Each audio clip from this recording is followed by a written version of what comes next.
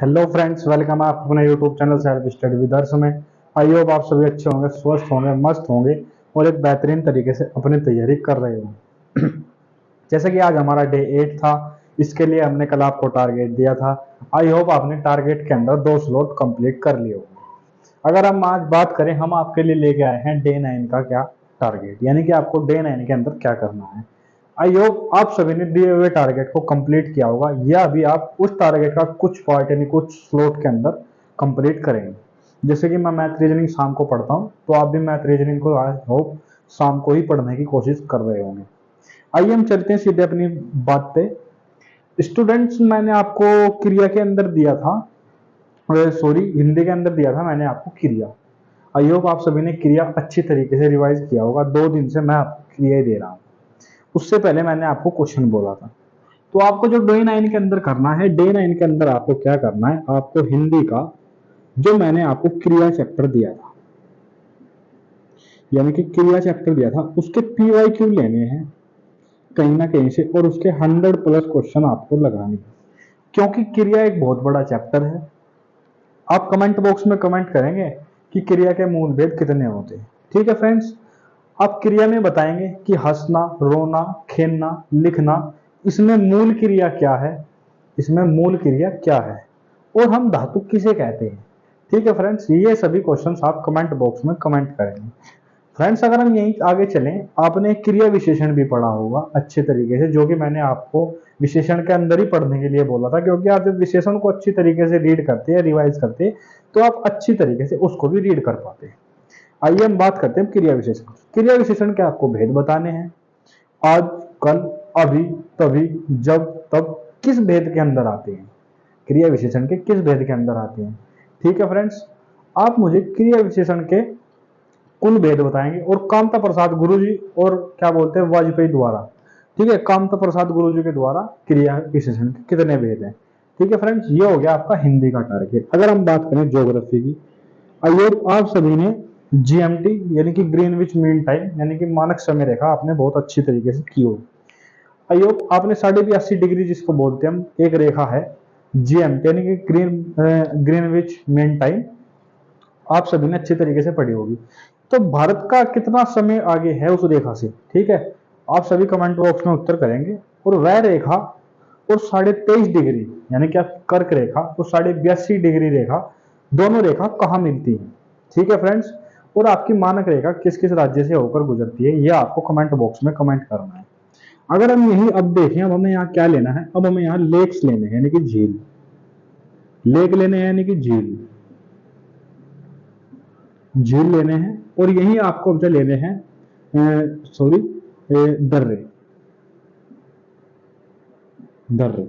ठीक है फ्रेंड्स, यानी कि पासिस। आपको कल ज्योग्राफी के अंदर 2 चीज दी गई। डे 10 के अंदर आपके साथ मैं एक बम्पर क्या बोलते हैं क्विज खेलने वाला हूं, जिसके अंदर हम एक क्विज खेलेंगे थोड़ी देर, उसके बाद हम आपको डे 10 के अंदर टारगेट देंगे। आई होप आप सभी ने टारगेट नोट किया होगा। मैंने हिस्ट्री के अंदर आपको क्या दिया था, कर्णवंश और वाकटक वंश दिया था, आपको अच्छी तरीके से पढ़ा होगा, आपने रिवाइज किया होगा। वो दोनों आपको डे 8 का तो टारगेट आपको यहाँ पे करना ही करना है प्लस, डे 8 का टारगेट आपको करना ही करना है प्लस, आपको यहाँ पे सातवाहन वंश करना है। सातवाहन वंश की किस पुराण में जानकारी मिलती है, वो आप कमेंट बॉक्स में उत्तर करेंगे। और क्या बोलते हैं, वाकटक वंश का संस्थापक कौन था, वाकटक वंश का अंतिम शासक कौन था, कर्ण वंश का संस्थापक कौन था, कर्ण वंश का अंतिम शासक कौन था, आप ये सब कमेंट बॉक्स में कमेंट करेंगे। आई होप आप सभी को यहाँ तक की टारगेट समझ में आया होगा। यस कीजिए, ओके कीजिए, हम आगे चलते हैं। अब अगर हम यहीं से देखें पॉलिटी का, आई होप आप सभी ने पॉलिटी में क्या बोलते हैं पार्ट 4 यानी कि DPSP अच्छी तरीके से किए होंगे। आप आर्टिकल नंबर 36 बताइए क्या है, और DPSP कहां से लिए गए हैं, और किस आर्टिकल से किस आर्टिकल के अंदर आते हैं, ये आप कमेंट बॉक्स में कमेंट कीजिए। और आप इसी के अंदर आर्टिकल 40 कमेंट में कीजिए, आर्टिकल 40 क्या है, आर्टिकल 44 क्या है, आप कमेंट बॉक्स के माध्यम से कमेंट कीजिएगा। आर्टिकल जो 45 है वो किस संविधान संशोधन के द्वारा जोड़ा गया था, क्योंकि मैंने आपको संविधान संशोधन टारगेट के अंदर दे दिए हैं जो कि आपने अच्छे तरीके से रिवाइज किया होगा। मैंने आपको 2 डे के लिए ये जो बड़े बड़े टॉपिक थे इनको अच्छी तरीके से रीड करने के लिए बोला था फ्रेंड्स। आई होप आप सभी को यहाँ तक समझ में आएगा। अगर हम इकोनॉमिक्स की बात करें, जो कि आज आपको जीएसटी दिया गया था, एक अच्छा टॉपिक है। जीएसटी किस संविधान संशोधन द्वारा इंडिया के अंदर लागू किया था?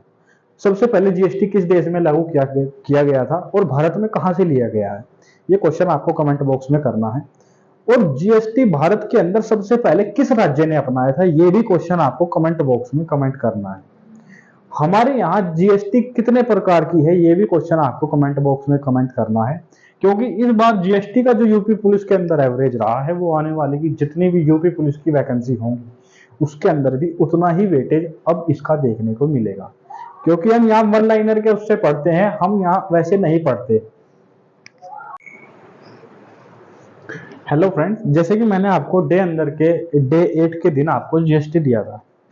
आपको कमेंट बॉक्स में कमेंट करना है कि जीएसटी सबसे पहले भारत के अंदर किस राज्य ने अपनाया और भारत के अंदर जीएसटी कहां से लिया गया और सबसे पहले जीएसटी किस देश के अंदर लागू हुआ था। और हमारे भारत के अंदर यानी कि वैसे all over the country GST पे कितने प्रकार का टैक्स लगता है। ठीक है स्टूडेंट्स, वो सभी क्वेश्चंस आप कमेंट बॉक्स में कमेंट करेंगे। जैसे कि इस बार यूपी पुलिस कांस्टेबल के अंदर 2024 एग्जाम के अंदर सबसे ज्यादा वेटेज देखने को मिला वो था जीएसटी। और भी सब्जेक्ट थे पर कुछ शिफ्टों के अंदर जीएसटी का वेटेज बहुत ज्यादा देखने को मिला, क्योंकि एक जो स्टूडेंट है आज के टाइम में, यहाँ जो एक स्टूडेंट है वो इकोनॉमिक्स और साइंस सब्जेक्ट को बहुत कम लेता है। जो एक रेलवे का स्टूडेंट है वो तो साइंस सब्जेक्ट को अच्छी तरीके से रिवाइज करता है, यानी पढ़ता है।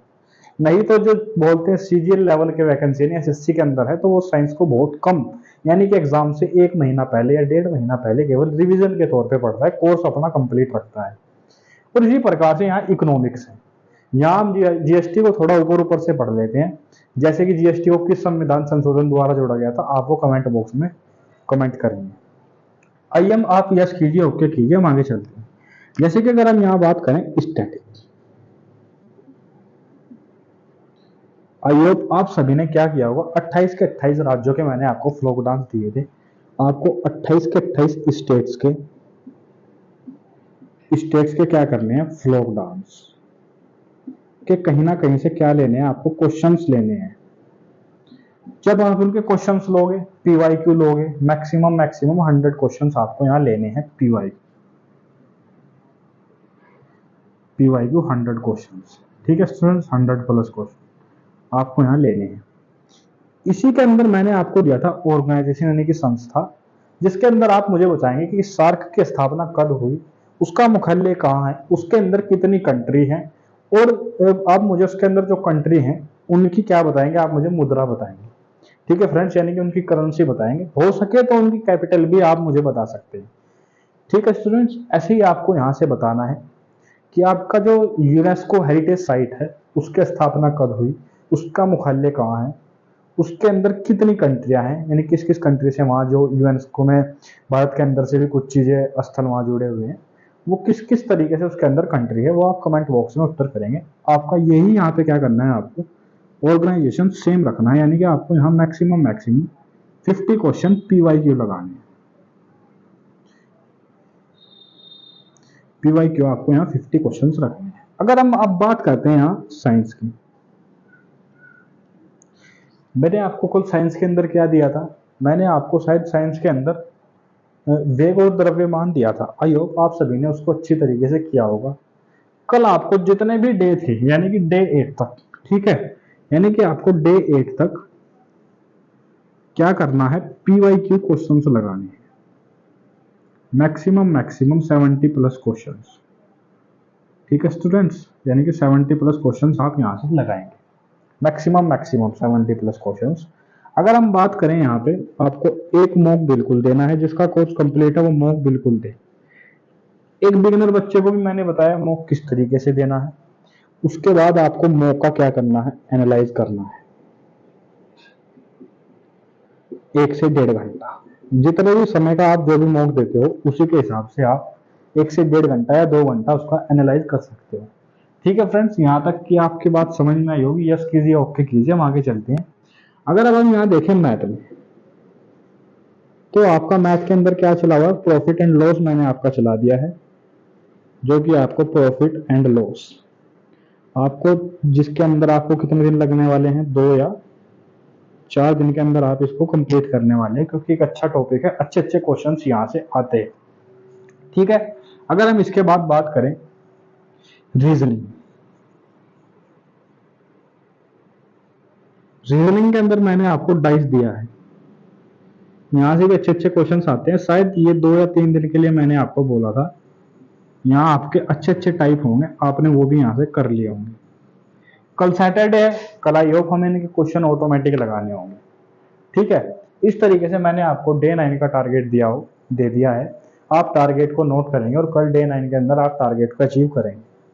फ्रेंड्स, अगर आपको ये कंटेंट अच्छा लगता हो और आप अगर इसके अंदर कुछ सुझाव देना चाहते हैं कि इस कंटेंट को अगर आप इस तरीके से कराओ तो इसके अंदर और इंप्रूवमेंट हो सकता है, आप इसमें मेरी हेल्प कीजिएगा।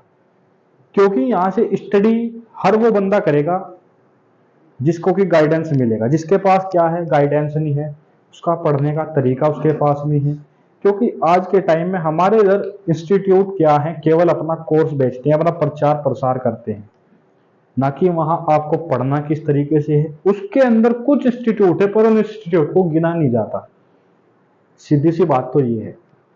तो यहाँ से आपको इस यूट्यूब के चैनल का माध्यम ये है कि आपको पढ़ने का तरीका, पढ़ना किस तरीके से है, सिलेक्शन आप कितनी जल्दी ले सकते हो, वो आपको 21 डे स्टडी हार्ड चैलेंज की सीरीज कंप्लीट होने के बाद 100% आपको रेस्पॉन्स दिखेगा, इसका रिजल्ट दिखेगा। वहां से आप आइडिया लगा सकते हो कि अगर हम इस तरीके से स्टडी करें, इस फॉर्म में स्टडी करें, इस फॉर्मूले से स्टडी करें, 100% डेडिकेट तरीके से स्टडी करें, तो हम 7 से 8 मंथ के अंदर एक बेहतरीन जॉब, 2 स्टार जॉब, जिसकी भी एक अच्छी जॉब है, वो हम यहाँ से ले सकते हैं। ठीक है फ्रेंड्स, आई होप आप सभी स्वस्थ होंगे, मस्त होंगे और अच्छी तरीके से अपनी स्टडी करते होंगे। अगर आपको किसी भी चीज की दिक्कत लगती हो कि उस कंटेंट के अंदर हमें ये करके अच्छा यानी बेटर हो सकता है, तो आप उसमें मेरी हेल्प कीजिएगा। तो फ्रेंड्स, पढ़ते रहिए, स्वस्थ रहिए, मस्त रहिए। जय हिंद।